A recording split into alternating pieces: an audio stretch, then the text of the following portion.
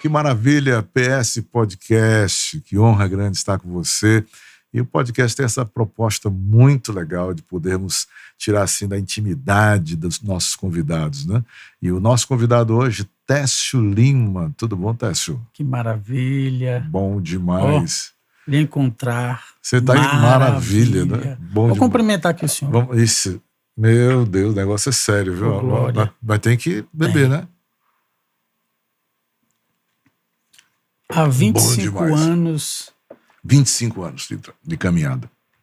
Meu Deus. Meu Deus. Como é que você veio parar aqui? Olha, é uma história, assim, eu não sabia que existia uma igreja tão maravilhosa, né? Isso foi em 1998. Uhum. Eu lembro muito bem que nós iríamos celebrar os 50 anos do meu pai.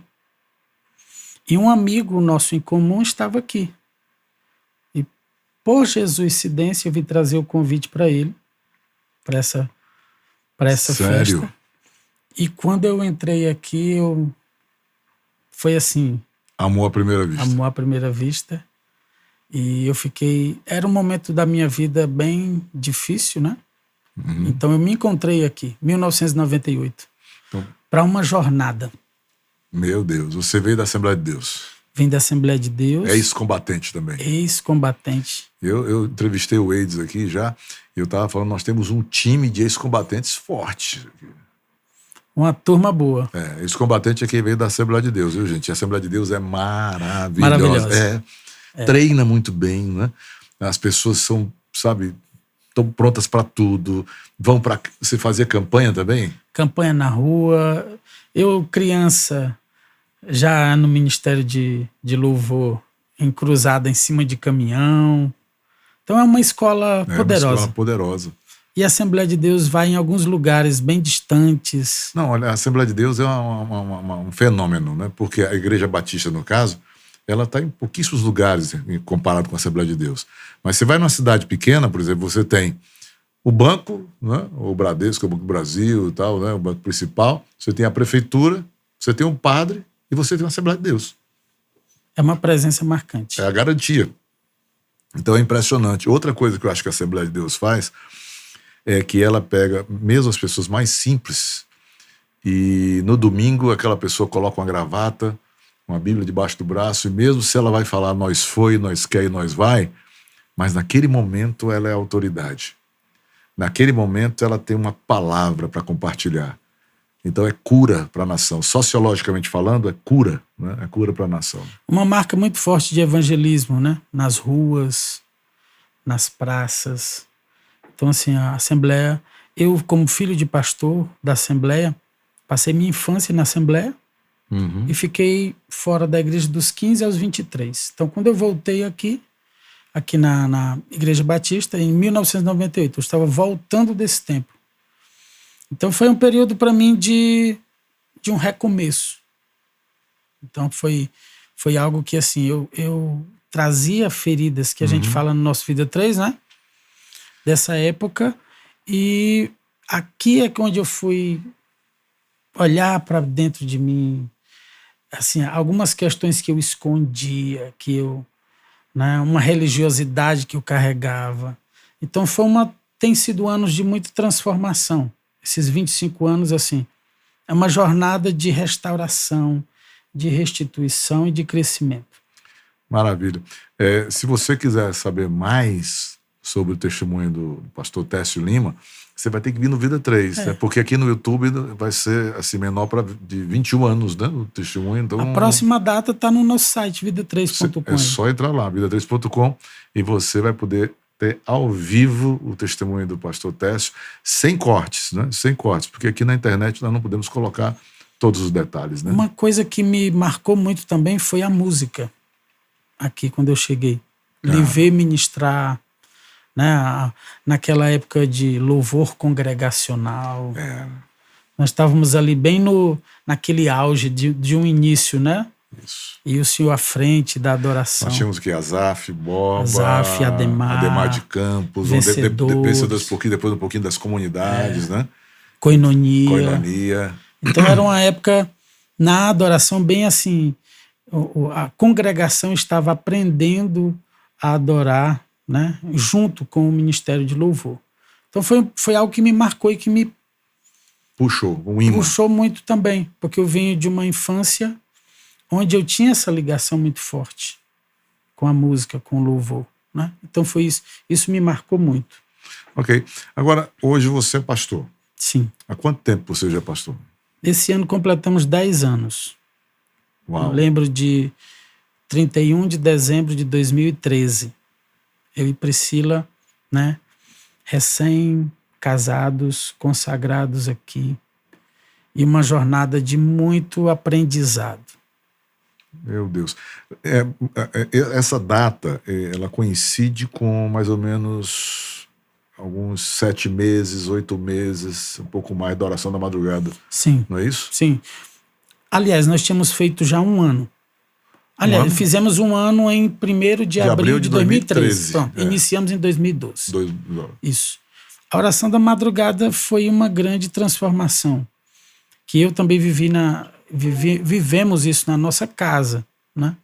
Eu lembro muito bem, nós estávamos juntos aqui nos primeiros dias, durante 3 anos seguidos, todos os dias. Né? E assim, uma mudança de hábito.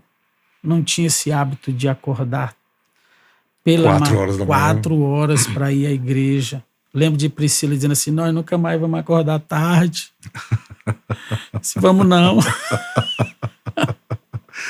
A oração da madrugada é de 5 às 6 da manhã, né? De 5 às 6, 1 hora. Isso vira um estilo de vida, mas para né? chegar na igreja, você tem que acordar às 4, sair de casa às 4h30 para estar na igreja 15 minutos antes, né? Para a gente pelo menos pegar o microfone e estar interagindo, né? Transformou, virou um estilo de vida. A oração da madrugada. Total.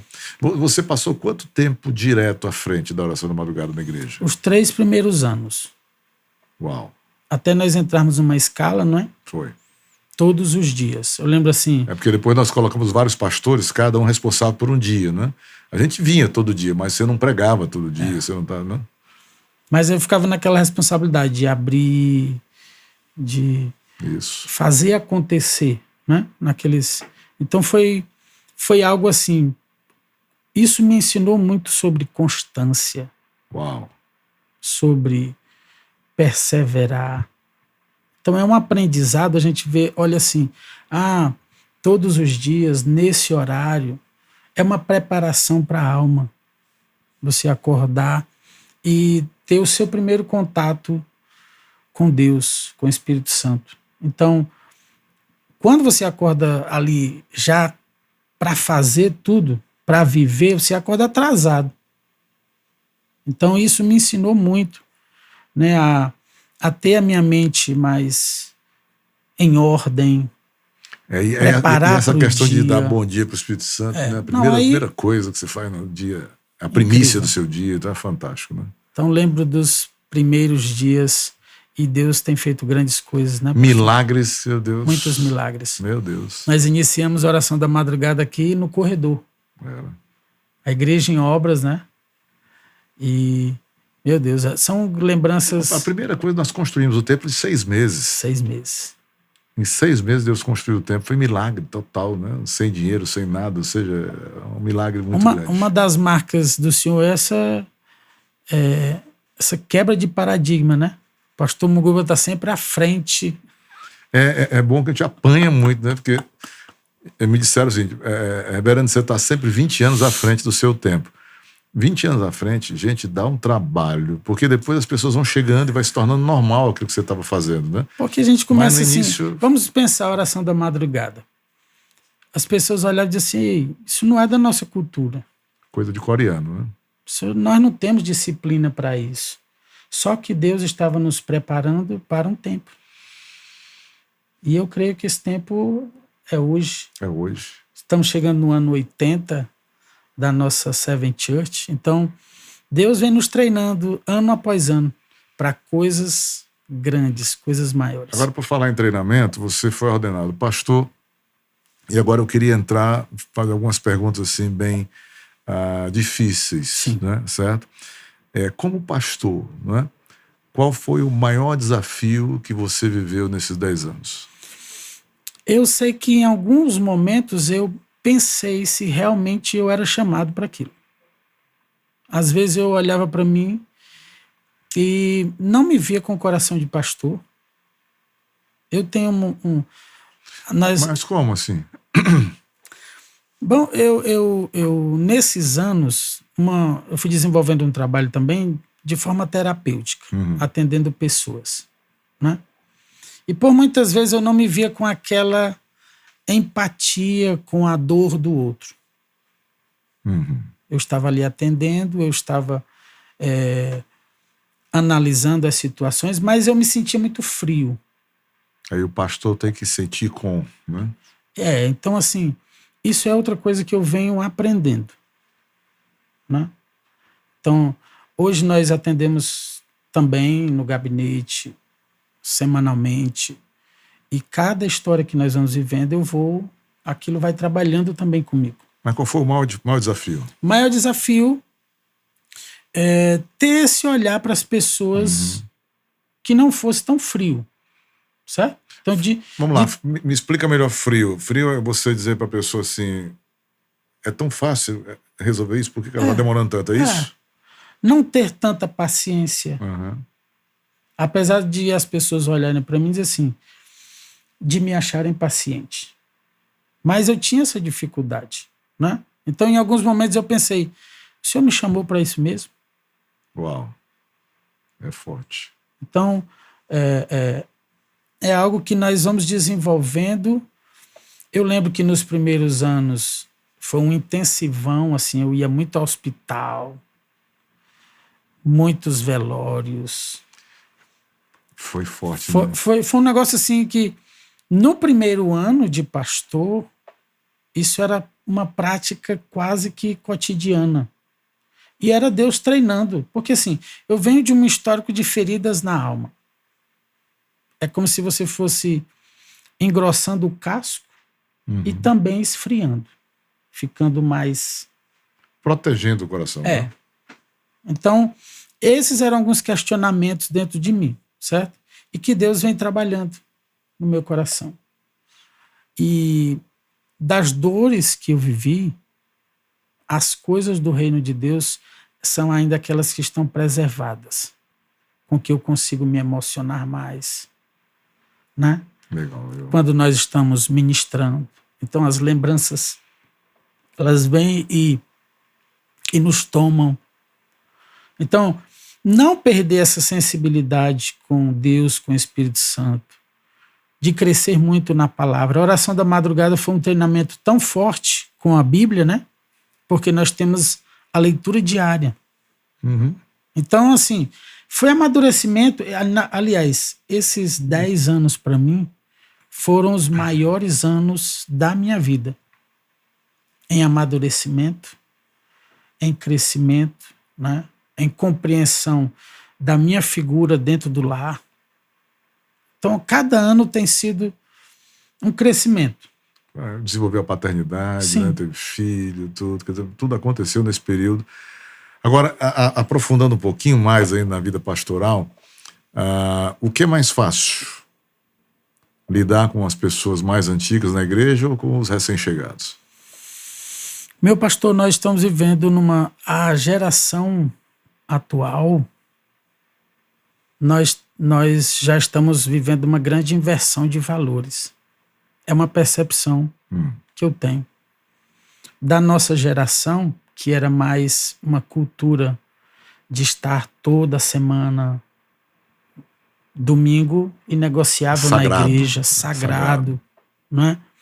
Nós não tínhamos outro programa no domingo a não ser estar na igreja. Verdade. Então, algumas questões que eram bem protegidas.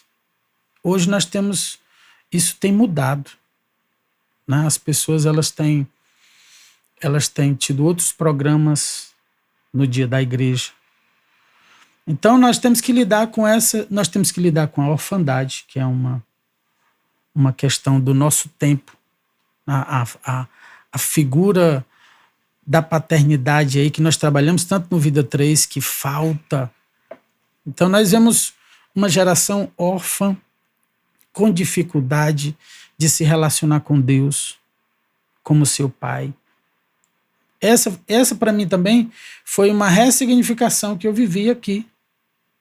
Enxergar Deus como um pai e não como aquele que era um opressor. Carrasco. Um carrasco.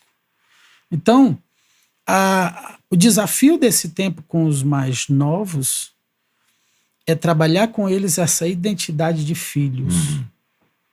E os mais velhos, mais antigos? Os mais antigos, temos desafios dos dois lados, né? Os mais antigos, nós temos ali as questões mais... um preciosismo com o que é tradicional. Então, nós, ao mesmo tempo que nós trabalhamos o novo, a chegada do novo, temos um apego às coisas... Eu não sei se você percebe isso, mas na minha percepção é o seguinte, os mais antigos, eles ficam enciumados dos mais novos, estão chegando na igreja, né? Então o pessoal está chegando e chegando no primeiro amor, com um gás todo, e trabalhando, e servindo, e para cima e para baixo. E os mais antigos já estão... Não, vai devagar aí, né? Olha, vamos aqui no passo do gado, né? Nós temos que lidar com as duas situações. Isso. Né? Quem está chegando também vem nesse primeiro amor. E eu acho que é importante porque ela aviva o mais antigo, né? Ela dá uma chacoalhada, dá uma chacoalhada no cara, assim, o cara, uau, o cara diz, eu já fui bom nisso, eu já fui dessa forma, eu já trabalhei dessa forma, né? Eu já me envolvi desse jeito, dando o trabalho de Deus, e aí você retorna, né? Então eu acho que aliás, eu nem acredito, por exemplo, num Connect que não tem visitante, certo?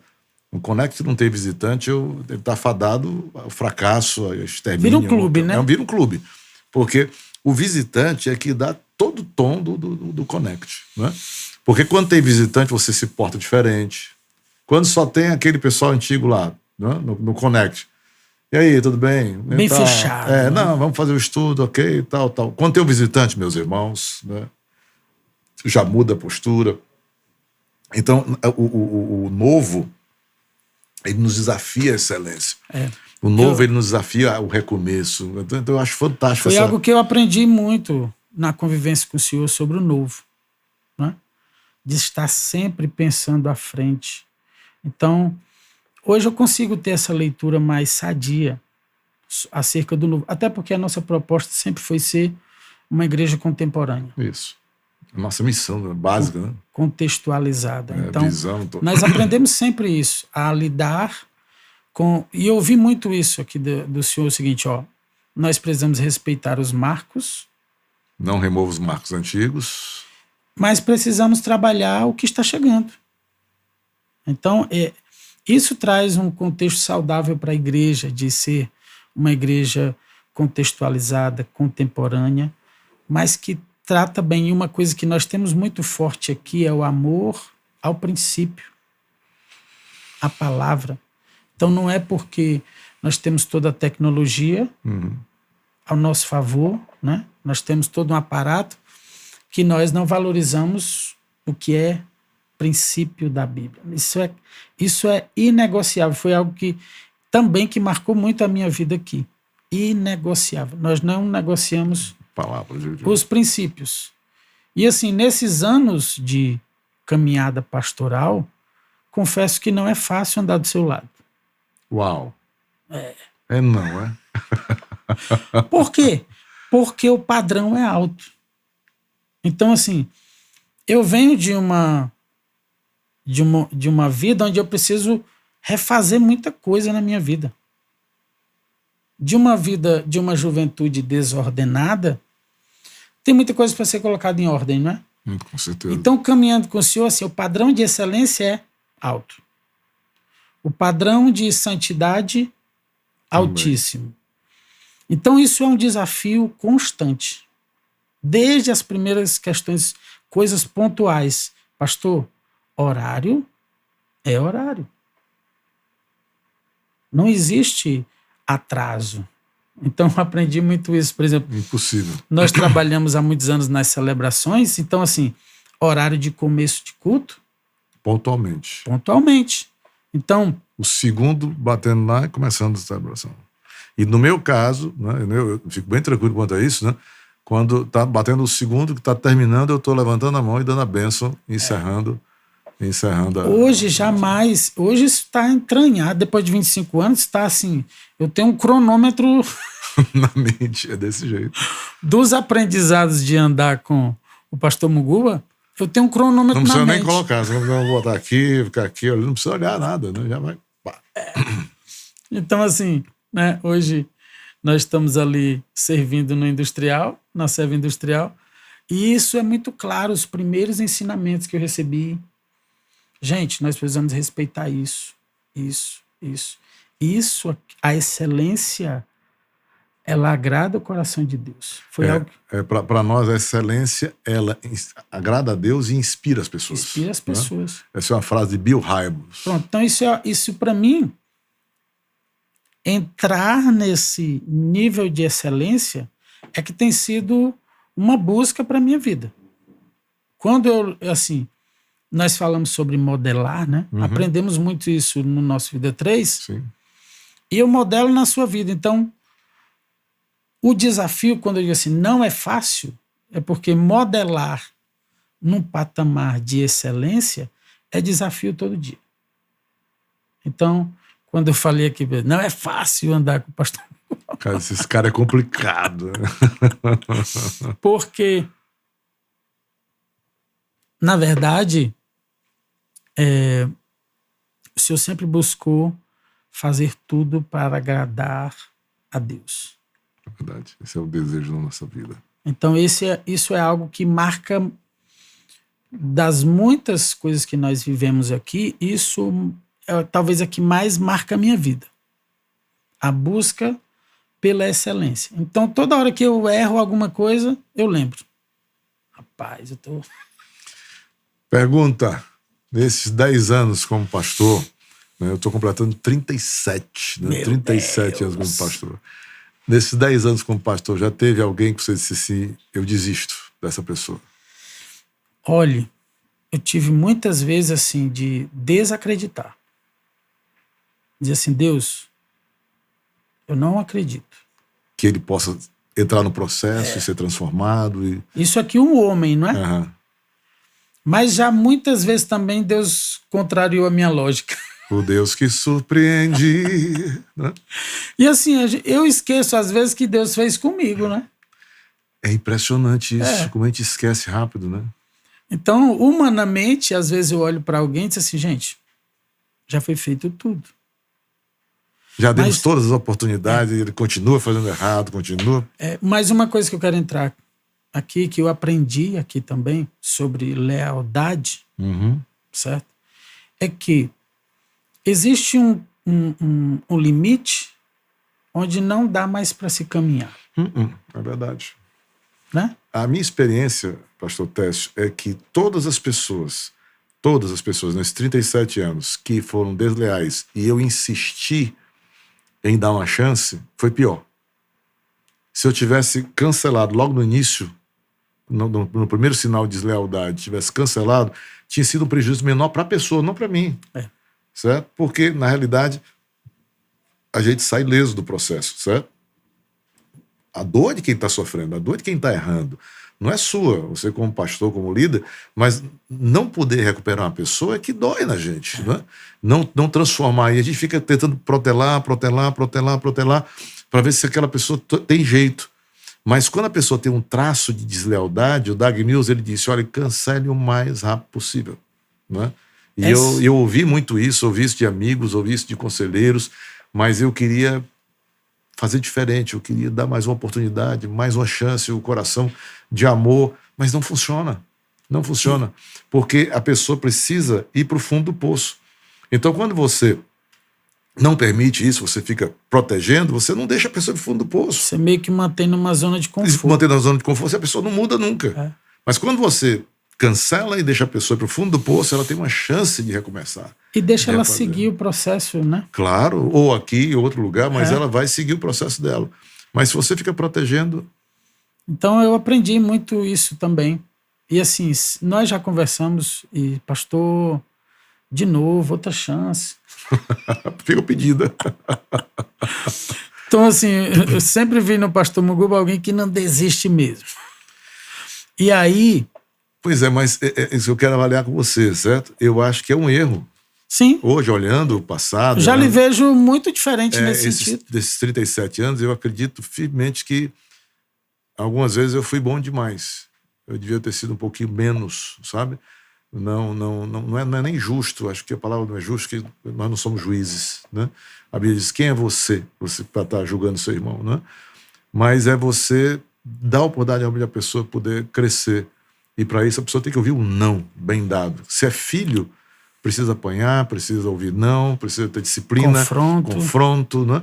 E às vezes a gente fica lá, meu filhinho, amadinho no meu coração e tal. É mais ou menos como um pai ou uma mãe que acha que o filho não tem defeito, né? E fica, sempre quando acontece alguma coisa, ele está na defesa do filho. O que vai acontecer? Marginal. Essa criança vai ser um marginal na vida. Porque nunca foi confrontado, nunca recebeu um não, nunca foi colocado na responsabilidade sobre os seus ombros. E aí ela acha que a vida é assim. A vida não é assim. A vida não vai dar moleza para uma pessoa dessa de jeito nenhum, né? Então, assim, nós vemos no time de Jesus, não é? Nós temos Pedro que consegue refazer o seu caminho, e nós temos Judas que teve um líder como Jesus e teve o fim. Por conta da deslealdade. E Pedro foi confrontado, né? Foi confrontado. Claramente. Teve o seu recomeço e seguiu a sua história, o seu chamado, o seu propósito. Então, nós aprendemos também que nós tentamos muito, mas que não depende somente... Não depende. Eu lembro que quando o Dr. Silas foi para o céu, meu tio, o pessoal do Desafio Jovem veio conversar comigo, perguntando se eu seria o próximo diretor, né? Eu disse, eu não tenho chamado para isso. Meu chamado é pastoral, a igreja. Porque o chamado para uma casa de recuperação, para uma comunidade terapêutica, é muito específico. Porque o menino hoje está bem, amanhã cai, reincide, volta, mente. É complicado demais. Específico. É muito específico. É um chamado que ou a pessoa tem esse chamado claro na vida, ou não vai funcionar.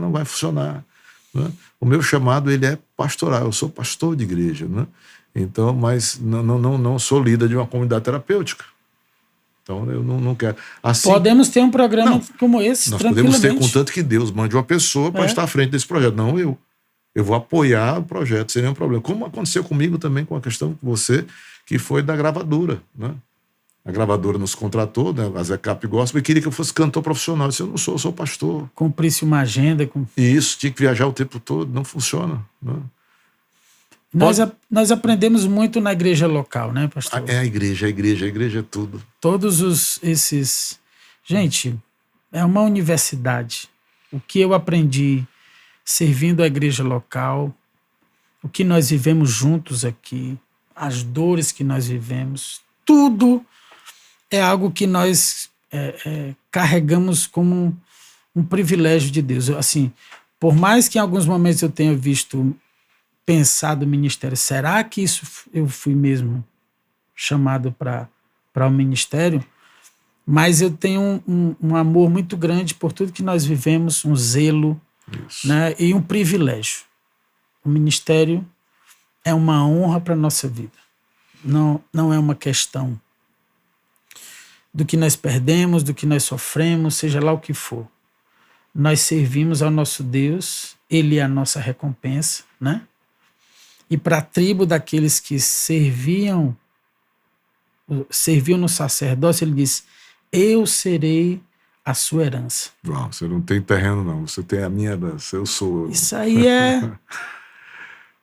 Pastor Técio, outra coisa. Eu amo ouvir o pastor Técio, certo? Gosto muito de conversar com ele, né? E gosto muito de ouvir as ideias dele. Normalmente ele senta comigo, reverendo, eu estava orando, tive um sonho e uma ideia veio no meu coração, ele entra muito no meu gabinete para conversar comigo. E normalmente são ideias maravilhosas e nós colocamos em prática juntos. Eu tenho uma alegria em colocar as suas ideias, tirá-las do sonho, do papel e colocar no dia a dia. Qual foi a ideia que você achou que seria fantástica, mas que você nunca conseguiu colocar em prática? Meu Deus. Olha, nesses anos servindo com o Senhor, nós sempre implementamos nossas ideias, É né? impressionante como Deus é bom, né? Deus é bom. Graças a Deus nós tivemos uma sintonia em que nós tínhamos essa liberdade. E também nós não sofríamos, né? Dizer assim, a minha ideia não deu certo, a minha ideia não foi... E depois que a ideia é dada, ela é nossa. É. Né? Ela deixa de ser minha, sua, de outra pessoa. Ela é nossa. Então nós vamos juntos para cima. Né? Então eu fui mais feliz com as ideias que deram certo do que com alguma ideia que não foi adiante. Por exemplo, só uma ideia dele, né? Nós fazíamos o Vida 3 no hotel. E um dia ele entrou no meu gabinete e disse, reverendo, por que o senhor não faz na igreja, com a estrutura que já tem aqui na igreja? Eu disse, rapaz, é uma boa ideia, só que eu vou ter que reformular tudo. Ele disse, pois é, que coisa boa que o senhor vai passar a madrugada agora, esticar a sua madrugada, reformulando tudo. E aí nós fomos para cima, reformulamos tudo, fizemos, e é um sucesso o modelo, uma né? bênção, Uma né? bênção, leve, tranquilo, né? Muito bom, transformamos no musical, uma coisa poderosa. Depois eu vim entender, estudando sobre comportamento, que a minha natureza, ela é muito planejadora do campo das ideias. Isso. Trabalhando com o senhor, que é um homem que desenvolve também projetos, analítico também, né, ali, uma pessoa que sabe traçar e levar adiante, nós fizemos uma dupla poderosa. Né? Então, assim, fui muito feliz nesses anos, sou muito feliz nesses anos em que nós caminhamos. E não tem medo, né? Não. De expor, de falar, de contribuir, é muito bom. Então, tudo que o senhor chegou para mim e disse assim, pastor, também, vamos desenvolver isso. Oração da madrugada, vamos. Tudo. Vamos viajar para tal lugar, vamos. Vai para a África ser batedor na África. Ele foi para a África para fazer a preparação do Vida 3, gente, na África, né? Visitar os pastores, preparar tudo na África, né? Organizar o Vida 3 na África. Fomos, né? Tércio Lima que foi à frente. Liderar uma linha de pequenos grupos na época de Connects, sem muita experiência. Então, assim, o senhor dizia assim, pastor, vai precisar fazer um programa de rádio. Nunca tinha feito programa de rádio. No outro dia eu estava lá. Outro dia a gente estava lá. Então, assim, nós sempre estivemos abertos ao que Deus queria para aquele tempo. E isso... Uau, isso é importante. Né? Então, nós vivemos etapas nesses anos. Algumas coisas passaram. Hoje nós estamos vivendo coisas novas. Mas sempre com esse coração. Eu continuo aberto ao que Deus quer fazer. E o que a Bíblia diz é que não existe sabedoria em dizer que os tempos passados são melhores do que o tempo presente, né? O melhor tempo que nós temos é hoje. É agora. Né? E nem apego a ferramentas. Zero. Certo? Então, assim, no reino de Deus, na igreja, nós trabalhamos, uma época trabalhamos muito forte, pequeno grupo. Multiplicação, meta. Vamos para cima. Certo? Gente, vai mudar um pouco a dinâmica, vamos fazer dessa forma? Vamos. As ferramentas, os programas, eles podem passar por conta de uma época, por conta de uma cultura do momento, mas a essência do servir no reino de Deus continua. Então a gente sempre tive esse entendimento. No Ministério de Louvor, nós vivemos muitos momentos também poderosos, certo? Hoje o Ministério de Louvor ele tem uma repaginação, né? Nós já somos mais do time de anciãos, né? Meu Deus. Já estou voltando aqui para o cantor cristão, né? Mas, glória, aleluia. Nós não perdemos a alegria. Jamais. Então o senhor chegar a quase 40 anos de ministério e ter o brilho no olhar, porque nós atendemos também, uma das essências da Seven é esse acolhimento, tratar pessoas, líderes que chegam, né, e precisam de ajuda. E nós vemos muitos amigos do ministério que estão cansados. É verdade. Decepcionados, frustrados, né? Tem muita gente com o ministério se tornou um peso, um fardo para eles. E nós chegarmos nessa altura, prontos sempre a um recomeço daquilo do que Deus quer fazer, isso é sagrado. Manter a nossa saúde mental. Prioridade. Não estão ficando ranzinzas. Temos os... Meu Deus. Ninguém sabe, né? Que só quem pode avaliar são os outros. Mas, olha, uma das coisas, pastor Técio, que nós temos colocado em prática aqui na SEB é o que o meu pai me ensinou, né? Ele nunca deixou que o peso viesse para a minha vida. Nunca. Como filho de pastor. Nosso Zero. mestre, né? Zero. Papai, nunca eu tive uma exigência como filho de pastor. Zero, mas zero.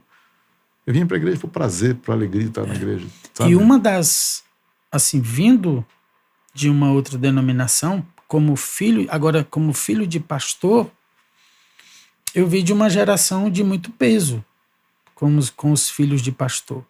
Então, ter essa sua visão de tirar o peso foi muito saudável para mim, para esse meu recomeço, né?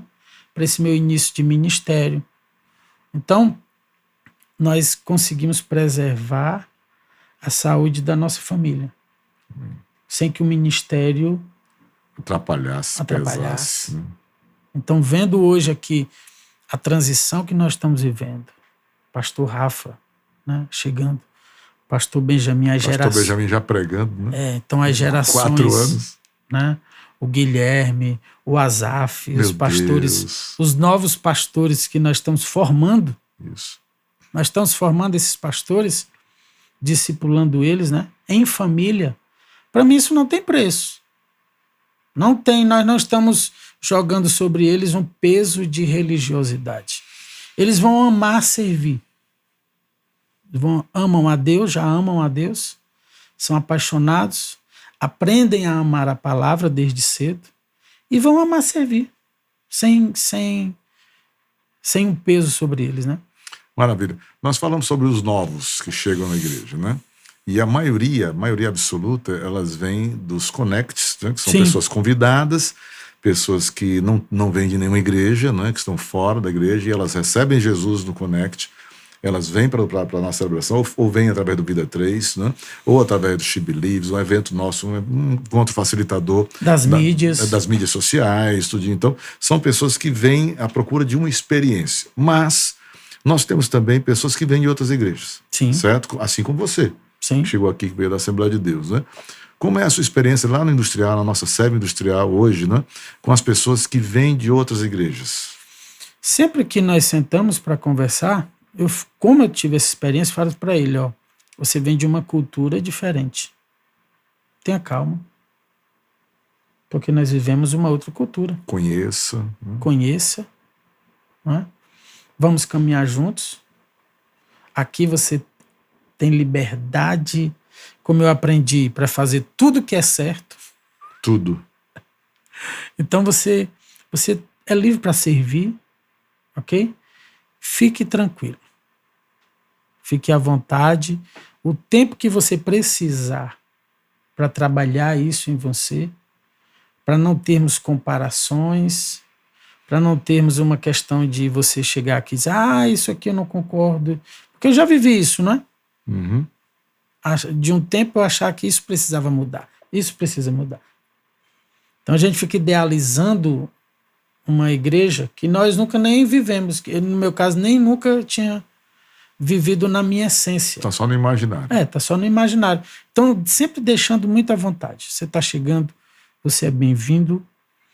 Nós vivemos, está aqui os nossos princípios, os nossos valores, nós prezamos pela palavra, nós temos a tecnologia, nós temos toda uma estrutura, mas respeitamos a sua história, só que nós temos um legado. Nós estamos construindo um legado também. Como Seven, hoje já como uma igreja para as nações, nós levamos remédio, cura para as nações. Então é uma característica nossa também. Como tem outras igrejas com um chamado muito evangelístico, né? Nós temos isso muito forte. a ação do Espírito Santo curando as feridas das pessoas. Então é algo que Deus nos imprimiu essa marca na gente. Então, nós temos tranquilidade para receber também, sem ficar ali preocupados demais. Eu ou acho até que, se defendendo. exatamente, acho que a marca é essa, é não ter medo. Não ter medo. Porque às vezes chega uma pessoa, vamos dizer, pode chegar uma pessoa na igreja que até tenha mais experiência que você, Sim. um pastor que tenha mais tempo de vida que você, de vida ministerial, né, que talvez tenha um preparo Muito acadêmico melhor, certo? Mas isso não é problema, pelo contrário. Que venham os bons, que venham, né, que estejam conosco no time, e quanto melhor, melhor. A né? experiência, se eu estiver errado, o senhor me diz, pastor? Porque assim, existe aquela questão, você está mudando por quê? Não, Deus me deu uma direção. Só que a experiência também eu observo que a pessoa ainda está em um processo de algo que não foi curado ainda. Uhum. A pessoa não sai de uma igreja por nada. Né? Tem alguma coisa que aconteceu. Então ela está ainda vivendo o processo Isso. dela de cura. Nós já conseguimos observar. E até um luto também, né? Porque é uma passagem, não é uma passagem. Não é fácil, não. Conseguimos observar, conseguimos identificar e deixar ela o tempo que ela precisa para se desenvolver. Ótimo. Tranquilo. Pode vir à vontade, né? Estamos sempre... Nós não convidamos ninguém de outra Não. igreja, mas se chegar, nós vamos cuidar e vamos trabalhar muito bem. Recebemos, né? Com amor, né? Com amor.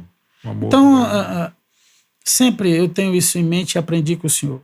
Nós estamos na cidade há 80 anos. Pelo fruto... Conhece a árvore. Você conhece a árvore. É simples. Me apresente uma pessoa, né? Uma pessoa de qualquer igreja que eu tenha convidado para vir para a minha igreja para trabalhar comigo aqui. Então, em 25 anos, eu nunca vi essa prática. Não tem. Outra coisa, tem o contrário. Por exemplo, eu lembro uma vez nós tínhamos um time de músicos aqui muito bom, né? Meninos maravilhosos, e um domingo eles chegaram para mim e disseram assim: olha, reverendo, queremos conversar com o senhor. Eu disse: pois não. Disse: nós somos convidados, todos, o time todo, para trabalhar em outra igreja e sendo assalariado e ganhando bem, tal. Eu disse: qual é o problema? Nós vamos magoar o senhor. Eu disse: a mim? Vocês vão me magoar porque vocês estão crescendo, porque vocês conseguiram trabalhar naquilo que vocês amam trabalhar, que é a música, né? Porque no nosso caso aqui o pessoal é voluntário, né? na música. E eles conseguiram ser assalariados da música. Então eu achei um ganho enorme para eles, né? Eles ficaram olhando para mim assim: o senhor está falando sério? Eu disse: claro! É fantástico o que está acontecendo com vocês. Ou seja, quando você aprende a celebrar a vitória do outro, a olhar a vida na perspectiva do outro, ou seja, calçar o sapato do outro, né? Então é isso que tem inspirado a gente aqui, a você, a mim, a todos que fazem e recebem. Isso nos dá vivemos uma espiritualidade saudável, né, pastor? Leve. Leve. Não quero o que é do outro, eu quero viver o que Deus tem para mim. Isso. Nós queremos servir ao reino de Deus, ao nosso Deus, à nossa igreja e a quem nos procurar. Maravilha. Totalmente abertos a viver o que Deus tem para fazer. Bom demais, nós estamos caminhando já para o final, rapaz. Temos que ver outro dia, então, né? Meu Deus do céu. 2 aí conversando, né? Como será daqui a uns 30 anos, hein? Eu não sei como é que vai ser o nome. Se Jesus já não tiver... Hoje é podcast. Daqui a 30 anos não sei como será. Como é que nós vamos estar conversando? Olha, eu acredito que nós vamos estar contando dos grandes feitos do Senhor. Eu quero estar como o Senhor, assim, como o nosso pastor Samuel. Né? 90 anos, 92 então, anos e... O senhor vai fazer 60 ano que vem. Isso. Eu vou fazer 50. Olha aí. Né? E nós vimos ele viver até os 92. Foi. Se submetendo, sentado. Feliz. Né? Viveu a transição dele e sentou para ser ovelha. Ele dizia bem claramente, né? Eu fui o pastor do Munguba Júnior e hoje ele é o meu pastor. É impressionante. Então, assim, ver as estações, né? As estações, a sabedoria. Então, um homem que nos ensinou muito e que marca não só a nossa cidade, nosso estado, nosso país, um dos grandes heróis da fé. Um homem que nós vimos assim, até os últimos dias nós nos despedimos dele com alegria ali, sabendo que Deus estava levando. Penso. Então é bênção demais, né, meu pastor? Então nós não vamos estar ranzinza não daqui a 30 anos. Acho que não. Última pergunta, vai, para encerrar.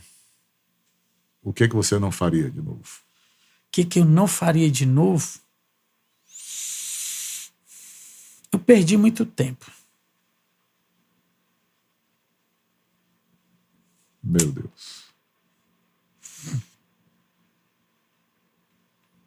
Isso é uma dor. E não quero mais perder tempo. Não. Perder tempo com questões inúteis, com discussões estéreis, secundárias.